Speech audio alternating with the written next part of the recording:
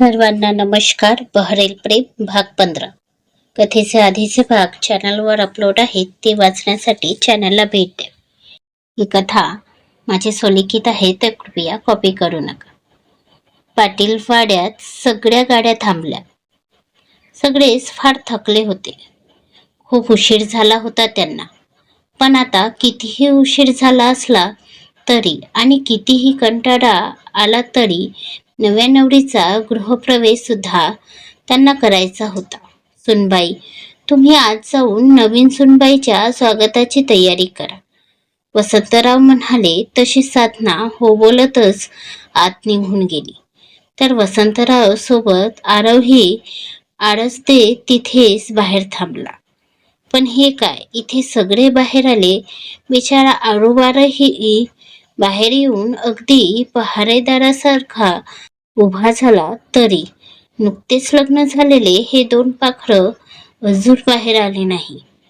हे कसं शक्य आहे?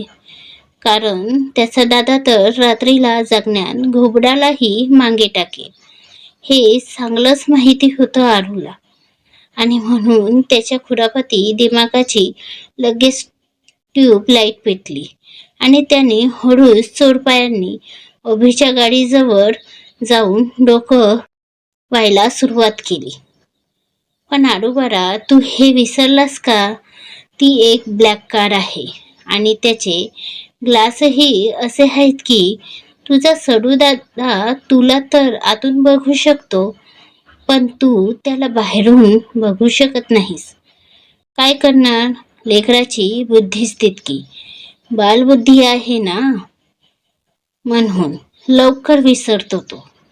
इकडं हे बाळ आत बघण्याचा अजूनही निष्फळ प्रयत्न करत बाहेर ब्रेकडान्स करत होता की तितक्यात त्याच्या पार्टनरचं म्हणजे वसंतराव यांचं लक्ष त्याच्या डान्सवर गेलं आणि ते तसेच जाऊन त्याच्या त्या हलणाऱ्या ढुंगणावर आपली छडी चालवली.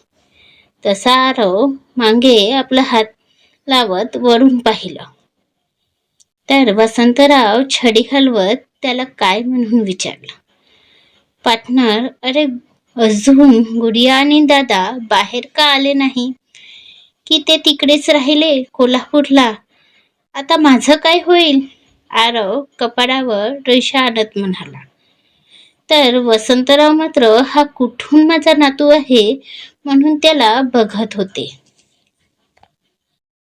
अरे ती जरी कोल्हापूरला थांबले तरी तुझं काय अडते? वसंतराव त्याच्या डोक्यावर छडी मारत बोलले. निदान याने तरी याला थोडी बुद्धी यावी इतकंच काय ते त्यांचा हेतू असावा. अरे पार्टनर, मी गुडियासोबत काय काय आणि किती किती मजा करणार याची पूर्ण लिस्ट केली होती. आता त्या लिस्टची बोट करावी लागेल ना. आरव लहानसा चेहरा करून बोलला.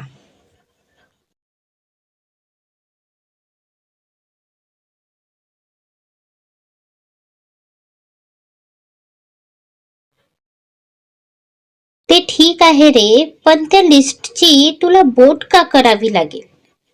पार्टनर, पाण्यात सोडायला. कारण ती लिस्ट आता पाण्यातच गेली ना, आरव म्हणाला. तसं इकडे त्याचा तो अतिचा IQ बघून वसंतराव यांनी तर आपल्या कपाळावर हात मारून घेतला. तितक्यात गाडीचा दार उघडला. तसं दोघाही पार्टनरची दातकुडी बसली आणि दोघेही सावधान मोडवर आले. गाडीचा दार उघडून अभि एकटाच बाहेर आला. हे बघून वसंतराव आणि आरव तर डोळे मोठे करून त्यालाच बघत राहिले. आता हे काय? हा एकटाच? याने बायको विसरली की काय कोल्हापूरलाच? इतके तुमच्या दिमागाचे घोडे नका पडू. मी काही कुठे विसरलो नाही. तुम्ही आत बघू शकता. अभि जसा म्हणाला तसे आता मात्र त्या दोघांच्या तोंडाचं पाणीच पडलं. आता याला आमच्या मनातलंही करायला लागलं. असेच काहीसे भाव होते त्यांच्या चेहऱ्यावर.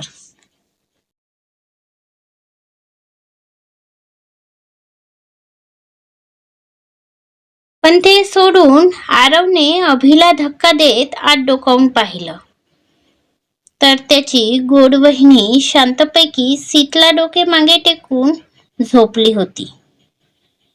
जे बघून आधी तर आरवने आपल्या त्या वेगाने धावणाऱ्या रिध्यावर हात ठेवून स्वतःला शांत केले आणि नंतर तिला या निरागस रूपात बघून त्याचे ओठ आपणच रुंधावले. गुडिया, तो हळूच पुटपुटला.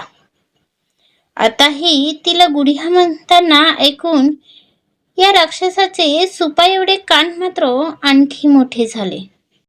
आरवने आपली मान बाहेर काढली आणि तसाच पडत जाऊन वेदांतिकाच्या बाजूचा दार उघडला आणि तिला उठवायला आपला हात समोर केला.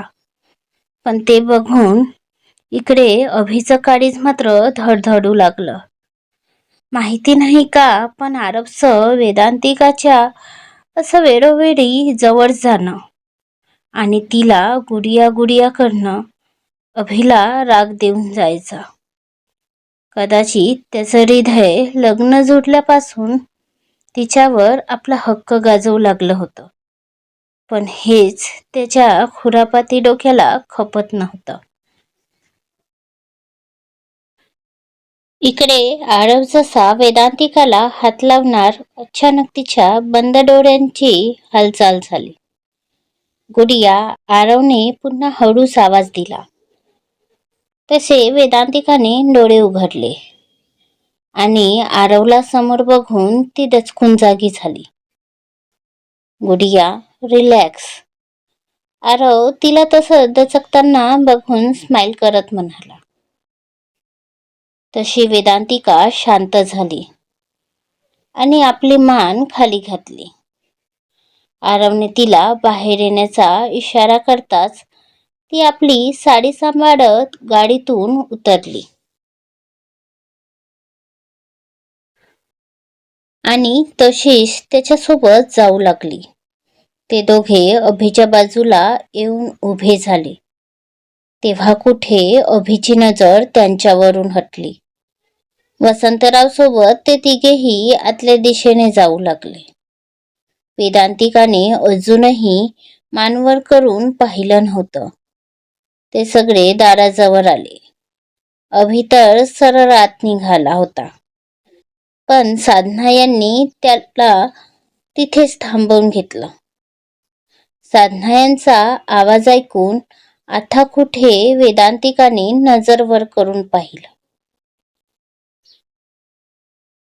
तर समोरचा तो भव्य महाल बघून तिचे डोळे किंचित मोठे झाले.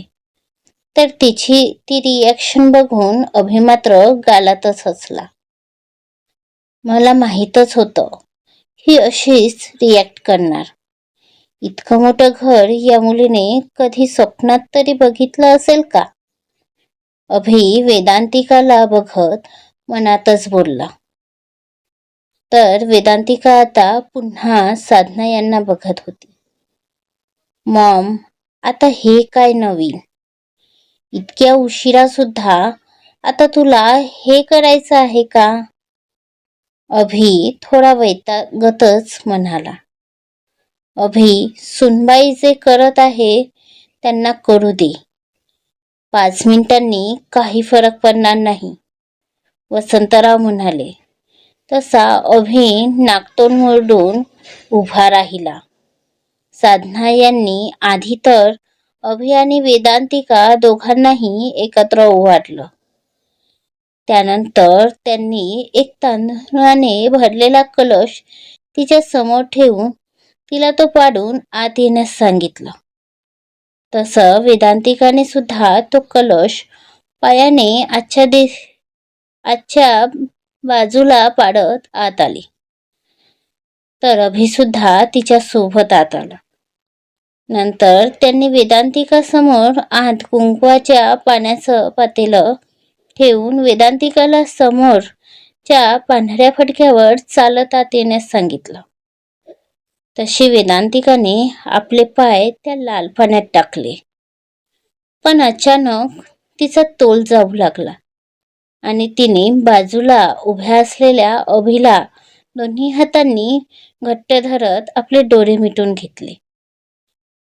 तर पहिल्यांदा झालेल्या तिच्या त्या थोड्याशा स्पर्शानेही अभिला झिंकाडून सोडलं. त्याच्या पायापासून डोक्यापर्यंत मुंग्या आल्यासारखे त्याला वाटलं आणि तो तिथेच स्टिफ झाला. गुडिया, तू ठीक तर आहेस ना बाळा? वसंतराव म्हणाले. तेव्हा कुठे जाऊन अभि भानावर आला आणि त्याने आणि वेदांतिकाने सोबतच त्यांच्याकडे पाहिलं. वेदांतिकाने हळूच आपली मान होकारमध्ये हलवली. सॉरी बोलत वेदांतिकाने आपल्या हाताची मिठी अभिच्या हातातून काढून घेतली. तसं अभिला फार वाईट वाटलं. तिचं अशा प्रकारे हात काढून घेणं त्याच्या मनाला कुठेतरी टोचून गेलं. पण पुन्हा त्याने आपल्या मनात येणाऱ्या या विचारांकडे दुर्लक्ष केलं. आता सांभाळून त्या फडक्यावरून चालत ये, साधना म्हणाली. तशी वेदांतिका हळूहळू चालत आत जाऊ लागली. पण आता एक गोष्ट मात्र बदलली होती. ते म्हणजे थोड्या वेळापूर्वी चिडचिड करणारा अभि आता मात्र हळूहळू वेदांतिकाच्या सोबतीने चालत होता. त्याच्याही नकळत त्याची पाऊले वेदांतिकाचे साथ देत तिच्यासोबत चालू लागली होती. थोड्याच वेळात साधना वेदांतिकाला अभिच्या खोलीत सोडून निघून गेली. अभिला एक कॉल आला होता म्हणून तो तिथेच हॉलमध्ये बोलत थांबला होता. इकडे साधना जशी बाहेर गेली, वेदांतिका आपली नजर त्या संपूर्ण खोलीवर टाकत ती खोली बघू लागली. ती खोली तर तिच्या कोल्हापूरच्या घरी असणाऱ्या हॉलपेक्षाही खूप मोठी आणि प्रशस्त होती. वेदांतिका खोली बघण्यात होतीच की दार उघडण्याचा आवाज ऐकून तिने मान वळवून तिकडे पाहिलं तर अभि आत येत होता. पण वेदांतिकाला बघून त्याचे पाय थांबले आणि त्याच्या भोवया जोडल्या. तू तू इथे काय करत आहेस? ही तर माझी खोली आहे, अभि थोडं चिडल्यासारखा म्हणाला. ते ओ गॉड, म्हणजे आता तू इथेच राहणार? आणि हे काय, तू मॉमला आई बोलत होतीस? हे किती चीप वाटते, अभि तिला मधातच थांबत म्हणाला. तशी वेदांतिका गप्प झाली. पण आता तिच्या शांत चेहऱ्यावर किंचित रागाची छटा उमटू लागली. तिने आजवर इतकं कुणाचंही ऐकलं नव्हतं जितकी ती आपल्या समोर असणाऱ्या माणसाचं ऐकून घेत होती. मनात तर येत होतं आताच जाऊन त्याचे दात तोडून हातात द्यावं. आला मोठा स्वतःला अंग्रेज समजणारा, वेदांतिका मनातच बडबडली. समजलं का? आणि तू आजपासून आई नाही तर मॉम किंवा मॉम इन लॉ बोलत जा. ते तरी तुला नीट जमेल की नाही काय माहिती. गावंढर कुठली. बोलतच अभि सरळ वॉशरूम मध्ये निघून गेला. आता मी यांच्या सांगण्यावरून आई नाही तर मॉम बोलायचं. आले मोठे मला सांगणारे सडू राक्षस कुठले. बोलून वेदांतिकानेही वॉशरूमच्या दाराला बघत तोंड मुरगडले आणि बेडच्या एका बाजूला जाऊन आडवी झाली. थोड्या वेळात अभि चेंज करून वॉशरूम मधून चेहरा पुसतच बाहेर आला. त्याने आरशासमोर येऊन आपले ओले केस झटकले, कारण त्याने नुकतीच बाथ घेतली होती, ज्यामुळे आता त्याला फ्रेश फील होत होतं. तो छोट्या टॉवेलने आपले केस पुसत होताच की अचानक त्याचे डोळे आकसले आणि त्याने तसाच हातातला टॉवेल तिथेच बेडवर टाकून तो रागातच बेडच्या दिशेने आला. ही मुलगी पण ना एकदम बावरट आहे. बघा, काहीही न विचारता इथे अशी पसरली आहे. चेंज करणं तर सोडा, साधं फ्रेश सुद्धा झाली नाही आणि तशीच माझ्या बेडवर पसरून झोपली आहे. आता मी कुठे झोपू? बोलून अभिने कमरेवर हात ठेवला आणि इकडे तिकडे बघू लागला. तशी त्याची नजर खोलीत असलेल्या सोफ्यावर पडली आणि तो तसाच जाऊन तिथे बसला. या मुलीने पहिल्याच दिवशी येऊन माझी झोप उडवली आहे. समोर माहिती नाही काय काय उडवणार. अभि एक सुस्कारा सोडत वेदांतिकाला बघू लागला, जी आता त्या किंग साईज बेडवर एखाद्या राजकुमारीसारखी शांत झोपली होती. आणि झोपेत सुद्धा ती एकदम निरागस बाहुलीसारखी वाटत होती. तिच्या त्या लांब पापण्या आता त्या सुंदर डोळ्यांना झाकून शांत झाल्या होत्या आणि तिचे ते नाजूक पाकडी ओठ हलके हलके रुंदावले होते. जणू काही ती गोड स्वप्न बघत असावी. त्यात तिने अजून नवरीचा साज सुद्धा उतरवला नव्हता आणि त्या साजमध्ये ती इतकी गोड दिसत होती की अभिच्या नजरा राहून राहून तिच्या त्या सोजवळ रूपावरच जात होत्या. आणि तिला बघत बघत कधी अभिला झोप लागली हे त्याचं त्याला सुद्धा कळलं नाही. पण इकडे जरी सगळे निवांत झोपले, पण तिकडे कोल्हापुरात मात्र आज सगळं घर जागं होतं. कुणाच्याही डोळ्याला डोळा लागला नव्हता की कुणीही आपली पापणी देखील पाडली नव्हती. सगळ्यात वाईट हाल तर राहुलचा होता. तो आताही आपल्या गुडियाच्या खोलीत रडत बसला होता. लहानपणापासून त्याने आपल्या बाहुलीचा हात कधीच सोडला नव्हता. शाळेत जायचं असो की मैत्रिणीकडे की मग बाजारात, जिथे कुठेही बाहेर तिला जायचं असेल तर तो तिचा हात आपल्या हातात घट्ट धरून घ्यायचा. पण आज तीच बाहुली त्याचा हात सोडून दुसऱ्या कुणाच्या हाताला पकडून निघून गेली होती. हे त्याचं मन सहन करू शकत नव्हतं आणि म्हणून राहुल वेदांतिकाच्या खोलीत येऊन स्वतःला शांत करून घेण्याचा प्रयत्न करत होता. पण इथे येऊन त्या भिंतीवरच्या आठवणी बघून त्याचं मन शांत होण्याऐवजी आणखी भरून आलं होतं आणि तो तिथेच रडत बसला होता. सगळ्यांचा सुद्धा तोच हाल होता.